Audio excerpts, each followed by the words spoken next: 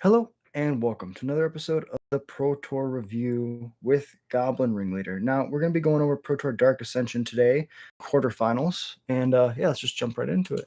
Super excited to be here with y'all. Dark Ascension was an amazing set. One of my favorite Pro Tours to watch because this is the Pro Tour where we saw Brian Kibler make his return to the Pro Tour scene. Boom, boom, boom. The legend John Finkel there up against his opponent. Do-do-do. Do-do-do-do-do. Lead it off with a Dark Slick Shores and to a Delver of Secrets. And then his opponent plays a Seachrome Coast and plays another Delver. This looks like it might be modern. Although, yes, this does look like it's modern because we have Scars of Mirrodin cards. Although Mana Leak might have been reprinted in a core set. I'm not exactly sure. I believe this is modern because Ponder I don't think is from any of these newer sets. Seeing double Drog Skull Captain, 3 lands, the hand for John Finkel.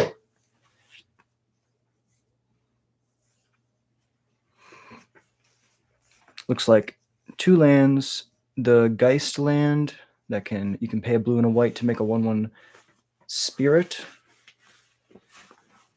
An Invisible Stalker, a 2-mana 1/1 with hexproof and unblockable. Really good in these mirrors. And a Gut Shot, so this does look like modern. The Delver is dead. Although this could be a really awesome standard because New Phyrexia could have technically been in this block, or in this rotation. I'm going to go on double speed, just for the sake of time. We have a lot of magic to cover here. Playback speed 2. Opponent's just going to pick up the pace shuffle a little bit faster.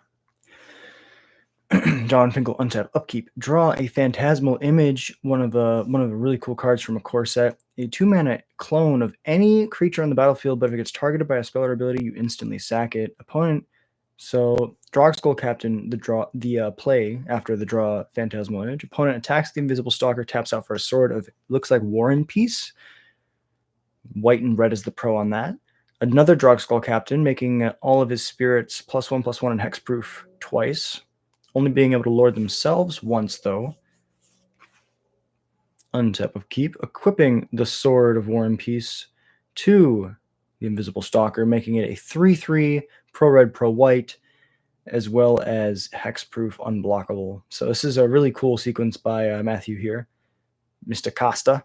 And then Phantasmal Image, probably targeting Drog Skull Captain. Has 3 mana up, although one of them is in Evolving Wilds. Oh, it's not an Evolving Wilds. That's the Geist land that Matthew also has in his hand. Okay, so it pays for the Mana Leak on the Phantasmal Image. It enters as a copy of the Lord. So now all spirits will get +2/+2, or +3/+3, but the Lords themselves will get +2/+2 because they don't buff themselves. And have hexproof. So triple hexproof on all their creatures here. The hand is a Geist of Saint-Traft, an Island, and a Gintaxian Probe. Trying to figure out, is this probe worth cycling? Is it just something that I really don't need to do? He does look at his opponent's hand, who does have nothing in his hand. Just a free redraw there. Chooses not to lose the life in the face of the huge flying attackers. Plays a Geist of Saint-Traft, which is an okay blocker on the ground, but unfortunately, it looks like this is going to be their 2's base, +2, so they're 4s. This is an attack for 12 in the air. Matthew will go down to 1. John Finkel playing a tap land and passing it over. Matthew Costa plays a Preordain, looks the top 3 cards, but really doesn't feel like he's in a good spot. You can tell by John's body language that he feels like this game is wrapped up. His opponent is at 1. He has 4 flying attackers. He doesn't really have to be worried about damage. His opponent can't possibly kill him with this much damage. Another Preordain, a Shuffle, and, or is it Ponder? Another Ponder, sorry. Preordain's much more powerful. A Shuffle to change the cards, and this might be a desperation draw for Matthew Costa. Thinking.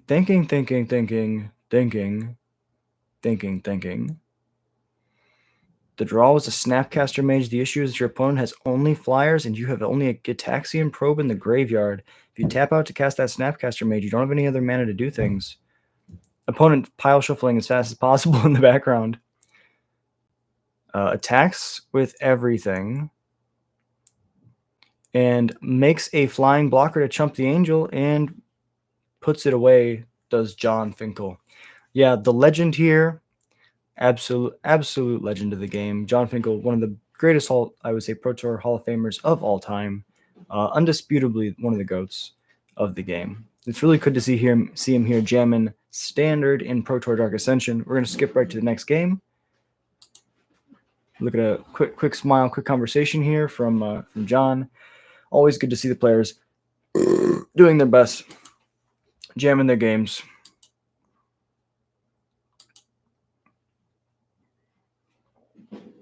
Looks like players have kept sevens. Gitaxian Probe right off the bat. Looking at a hand of Snapcaster, land, Gut Shot, land, Phantasmal Image, maybe a Geist, or a Drog Skull Captain. There's the Dark Slick Shores, Glacial Chasm, double Dark Slick Shores, Island. So 4 lands in the hand. The only spells being a Gut Shot, a Snapcaster Mage, and a Phantasmal Image. Probably really hoping that this Phantasmal Image is going to be able to copy one of his opponent's creatures and give him some crazy value off of it. I think it'd be pretty awesome if he can copy like something really dumb here, but it looks like the only creature in Matthew Costa's hand is currently just a Geist, which has hexproof, so you can't target it with the Phantasmal Image. So really interesting here. He has the option to take any of these cards, and now he's trying to figure out, he has the counter magic, he has like the Resilient Threat and the Gitaxian Probe. Which one of these helps him in his game plan the most?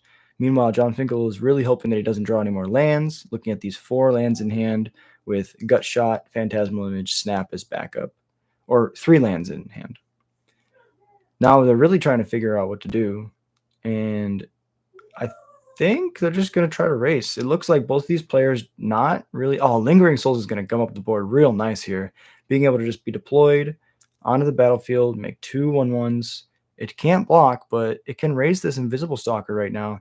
And the respect being shown to the Lingering Souls being countered with a Mana Leak, one of the highest value counter spells in this game.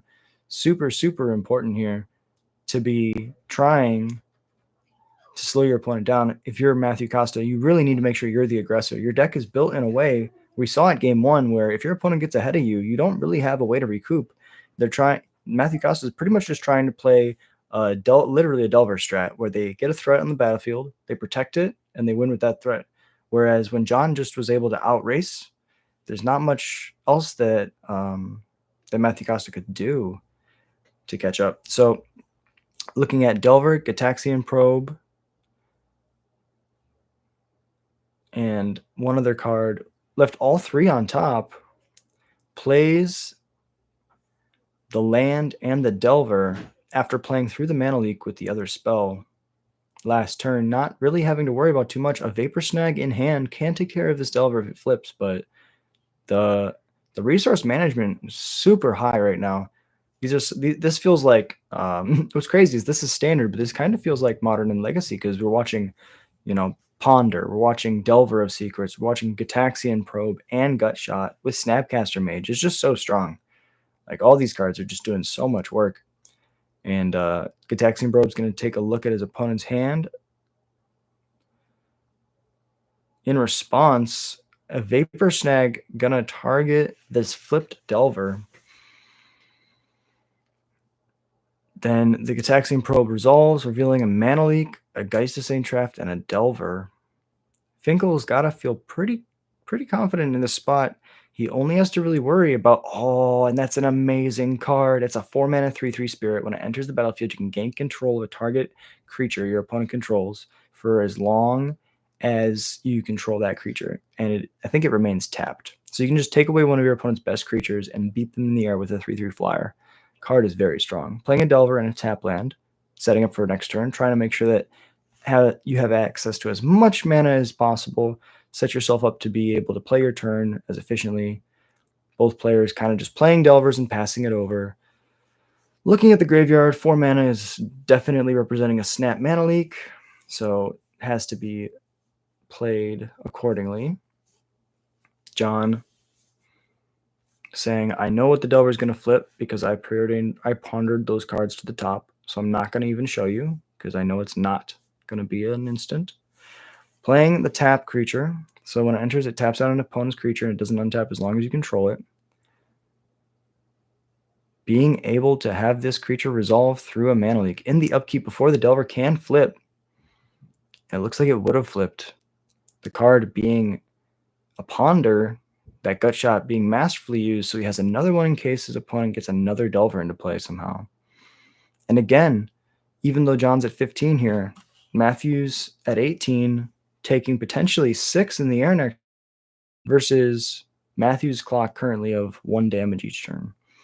So super played by John here, applying as much pressure as possible, understanding that Matthew's deck is really just an aggro deck, and if he doesn't have the start that he needs, where his counter spells are able to protect all his stuff, he might be able to just outrace him. Plays a Drog Skull Captain, and oh my god, I think Matthew Costa might be thinking about sideboards here as we move out of these first 2 unsideboarded games. John Finkel with this Drog Skull Captain on the stack probably. Then Matthew says it resolves. Then he says, well, I would like to cast this Phantasmal Image. Now he goes, well, you don't have 3 mana up anymore, so I'm going to go Snap Mana Leak. And that's fine. Then Phantasmal Image runs into the Mana Leak.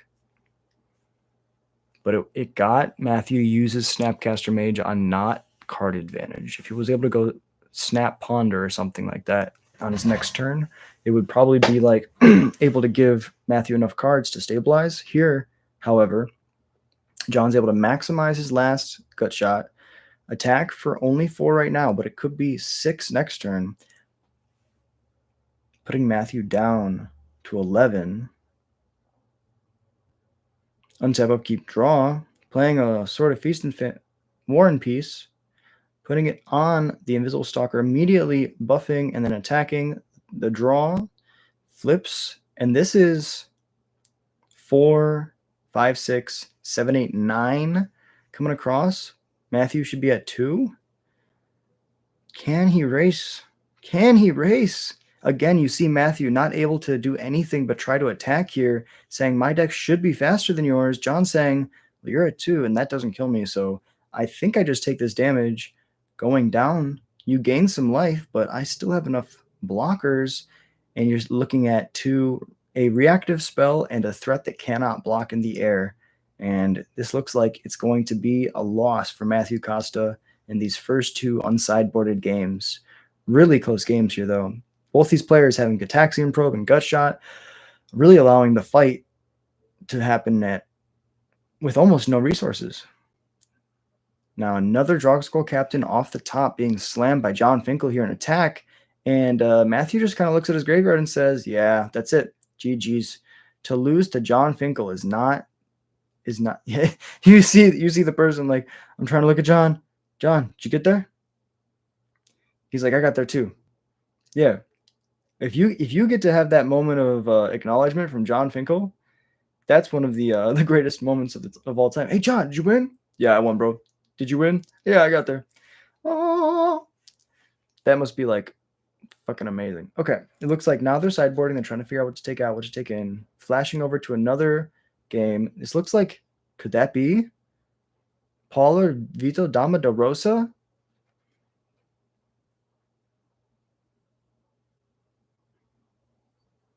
Ponder, keeping the cards on top and drawing. It looks like this is Esper versus Naya. A really cool matchup here. Maybe it's just Gruul. I'm not seeing any white yet. See a Kessig, Double Huntmaster of the Fells. Looks like that's an Inferno Titan. Rampant Growth. Do you all remember when Rampant Growth was a playable magic card in Standard? I think now it's too good. Now you're looking at Inkmoth Nexus, Primeval Titan. Looks like, what is that? So it's Bolt Wave. I think it's Bolt Wave. No, not Bolt Wave. It's Whip Flare. It's a 2 damage to each non-artifact creature. Then he also has a Primeval Titan, and it looks like 2 lands, I believe. One of them being an Inkmoth and one of them being a Huntmaster. Now, his opponent's trying to pressure him as fast as possible, doing the literal Delver strat here, trying his best, making sure that he can apply as much pressure as possible before Paulo gets these high-pressure threats down that can just swing the game in his favor so fast. Primeval Titan, Galvanic Discharge, Huntmaster of the Fells even, being just a crazy card to play. Being able to gain 2 life, make a 2/2, and then if your opponent does nothing, it flips and you get to shock something, and then you gain 2 life and you get to attack. It's just so good. With a 4/4, it's just so good. The last cards in Paulo's hand are amazing. It's a land, which he needs to try to get towards that Primeval Titan, and 2 burn spells, one of which being a Pyroclasm-esque effect, and the other being a Galvanic Discharge. Just a 1-mana burn spell that can go anywhere. A Lingering Souls will make 2 tokens. I'm sure that is the Pro Tour token for that gentleman, Jolliger. I'm not going to butcher his name. Respect to the opponent of Paulo Vito Dama de Rosa. To be playing a legend makes you a semi-legend, if not a legend in your own right. So respect. To even make it to the Pro Tour is one of the hardest accomplishments in the world. So shout out to that player. Paulo is going to pass, flipping his Huntmaster because he has nothing else to do this turn. Leaves it back as a blocker. Tries to kill the Delver, I believe. Reading the Ravager of the Fells, one of these new cards from Dark Ascension, trying to kill the Delver with that flip, but then protects it with the Mutagenic Growth in response. These free spells from New Phyrexia being extremely powerful. Looking at the hand from Paulo, you have a Primeval Titan, an Inkmoth. No, Inkmoth is in play. You have 2 burn spells, a Primetime, and a Thrall.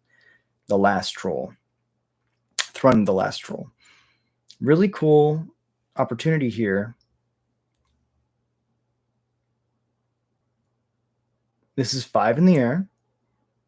I believe Whiplash an instant. Trying to figure out, now that he's flipped his Huntmaster, he can afford to Whip Flare next turn, clear the board, and keep his stuff alive. But just to minimize damage right now, he's going to kill the Delver, take 2, think that his opponent's probably going to flash back this Lingering Souls. Instead, it's that Spirit we saw last round that taps down a creature. Now, you cast 2 spells in your turn, so my Huntmaster flips, I gain 2, and I make a 2/2, even though my creature does stay tapped pretty much forever. Looking at the graveyard, make sure he doesn't lose to something, and slams a Thrun. Thrun being hexproof, you can pay 2. It's got Shroud, basically, and then you can pay 2 to regenerate it. So it's pseudo-indestructible, and as long as you don't have mass exile or edicts. And so now, trying really hard to find that 6th land. Sorry, Huntmaster is still tapped, but Paulo just trying to think, how can I play at this state? It starts with a board wipe.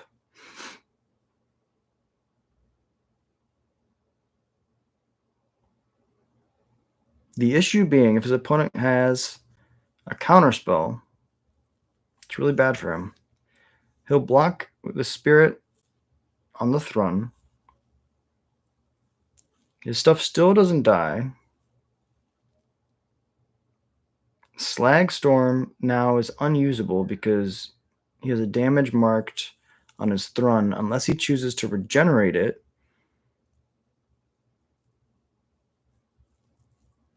Paulo really debating here, trying to figure out if he should pass, and he does elect to just pass, leaving up the Ink Moth.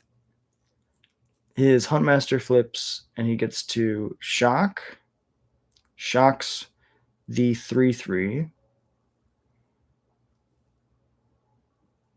And that happens in the upkeep, I believe, so that now if he blocks with this Ink Moth, it'll trade with a 3/3, disincentivizing him from attacking, while still allowing him to be aggressive.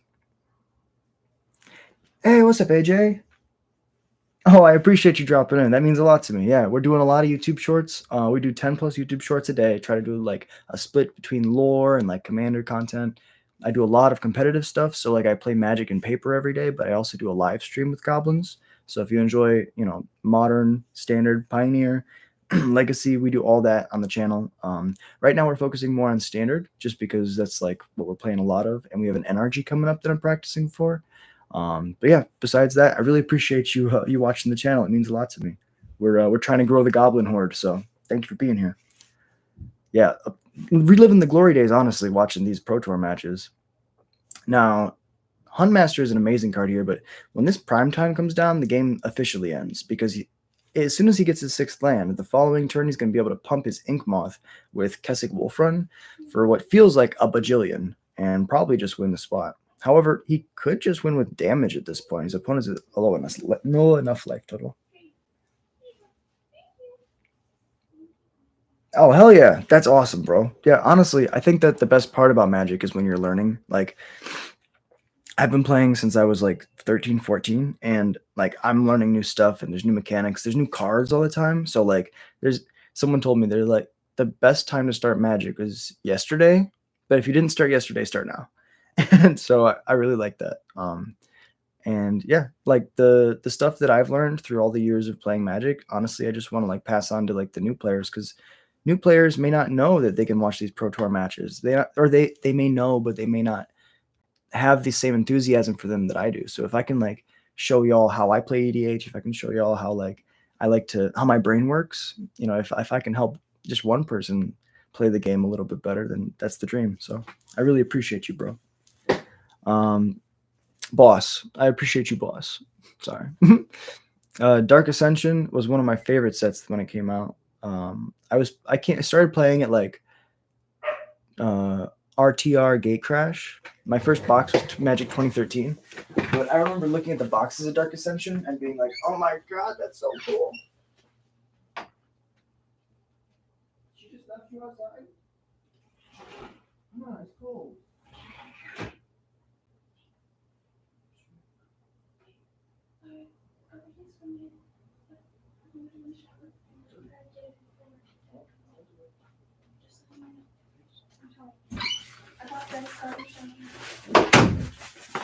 All right, got to bring the dog in when she's outside. Okay, now we're gonna be jumping forward to another match. This looks like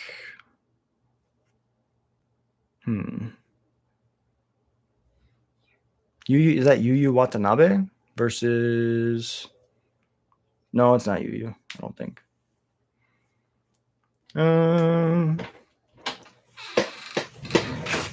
No. I love you. No. My sister tries to put the dog in my room, and I'm like, no, I'm doing something. I love you. Because as soon as she comes in my room, she wants to get out of my room. All right. Come on. So it looks like this game started off with a turn 1 Razorverge Thicket, Birds of Paradise. Turn 1 tapped Wooded Cemetery. Then an untapped Sun Petal Grove to play another bird, and then a pass, and then another land, and then another pass. Now a Hero of Blade Knight, Golden Knight, Hero of Blade Knight is coming down, and opponent just plays Go for the Throat on the hero. It's Mamoru Nagai versus Lucas Blowhorn. I knew I recognized Lucas. He's an old Pro Tour grinder, and I'm sure Nagai is too. I just haven't seen him as much. And Blade Splicer here coming down, making another body, sticking around. This is gonna be a real issue for this this Golgari deck that looks like to have double Grave Titan. Oh, it's actually Jund. So now we see Strangleroot Geist coming back with a counter. A Black Sun Zenith putting a -1/-1 counter on each creature, killing a bunch of stuff. An Evolving Wilds grabbing a basic mountain and a pass. If Nagai wins this game, he wins the match. This is an attack for 1, 2, 3. It's an attack for 3. Coming down. And a Birthing Pod. Really cool card in Standard here. It looks like this is a Selesnya pod deck, which is really awesome to see. And the draw looks to be, I would have to guess that's a Green Sun Zenith. It can't, so there's an Ancient Grudge in hand. Ancient Grudge is used on the Birthing Pod. And then it is a Green Sun Zenith. Grabbing a Birds of Paradise, the 1/2 combo. Birds of Paradise in Standard, and the Green Sun Zenith being a 2-mana Rampant Growth that can grab any fixing that you need with this bird. The issue is now the bird can just die. Thinks about Disfigure. That's what I'm guessing this is. Disfigure being very strong here.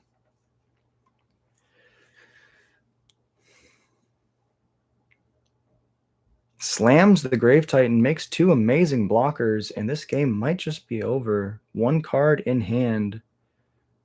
Slamming another Grave Titan. Go to combat. Attack. Make 2 more zombies. This will block and trade. And another Grave Titan comes down. 2 more zombies, and this game is over. Lucas Blowhorn picking it up to Mamoru Nagi. Absolute legend there, slamming the Grave Titans like no tomorrow. And if we jump back over to Paulo versus his opponent, we see a Droxel Captain and a Phantasmal Image in play. This is kind of reminiscent of the match we were watching with John Finkel. However, his opponent is a Thrall and an Inkmoth in the sky. We don't really see the life totals right now, so we got to try to figure those out. Guessing it's 10. Yeah, I was going to say it's 10 to 12. That's crazy. Okay. Now, really interestingly, a prime time comes down Paulo saying, I don't think you can kill me right now. Mana Leak. Pay for the Mana Leak. The preparation there is amazing. Grabbing 2 more Inkmoths, knowing that he can just keep throwing flying attackers into these flying blockers, and the third one will get through. However, this Lingering Souls is pretty awesome. Oh, but Kessig Wolfrun gives Trample and Haste. No, just Trample. Gives Trample. And so being able to throw a 1/1 in front of this Inkmoth that's going to get pumped for 1 billion doesn't do anything. Paulo can do something really cool here where he plays a land, he fires up 2 different Inkmoths, and he attacks with 2. Whichever one they block, he activates on. The Spirit's opponent here really thinking about how he can't just die. He's saying, if I have enough damage, I could kill you in the air, but my creatures don't have haste, and this is just 1 extra Lord. So the most I can do here is 8. So close. Really close here. And even if he were to attack, he'd just die on the backswing. He's realizing that Paulo has this match. Just an attack for 2, or 3, because they're both Lords. Puts them to 7, plays a Lingering Souls. These will be 3/3 1/1s. So casts it and flashes it back. These are all 3/3s. Because there's 2 Lords. Now Paulo has to try to figure out, can I punch through this much damage?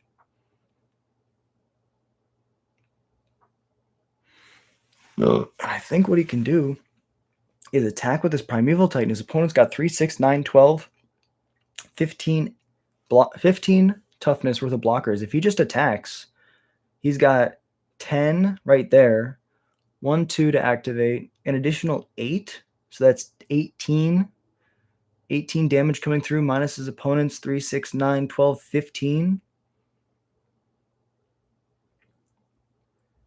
His opponent would take 3, but he'll have to block with everything. And if he doesn't block, he just dies. Very close combat math here. Combat? Oh no, yeah. Combat, attack, trigger, get two things.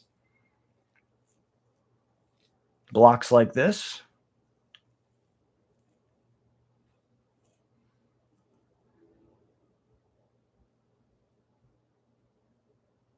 Activate a Kessig for 5. Activate a Kessig for 5.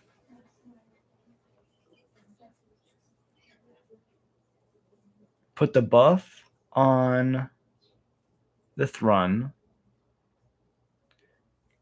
All the tokens die, a little bit of trample damage, and now Hager just doesn't have a way to push this damage through to win this game, and Paulo's going to just have this wrapped up pretty tight.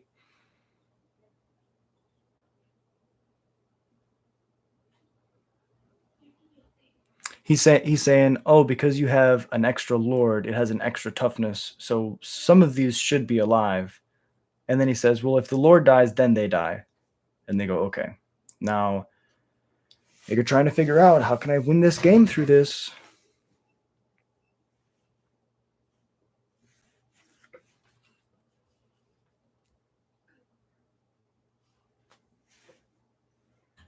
Really tanking here, looking at a Snapcaster Mage, another Drog Skull Captain, and a Mana Leak. Really not being able to deal with these creatures on the field, and goes to activate an Inkmoth, chump blocks, takes a counter on it, and is going to untap and potentially win the game. Combat. Like to attack. Snap. Vapor Snag. Snap, try to block. Pump it. Pump it for 1 billion.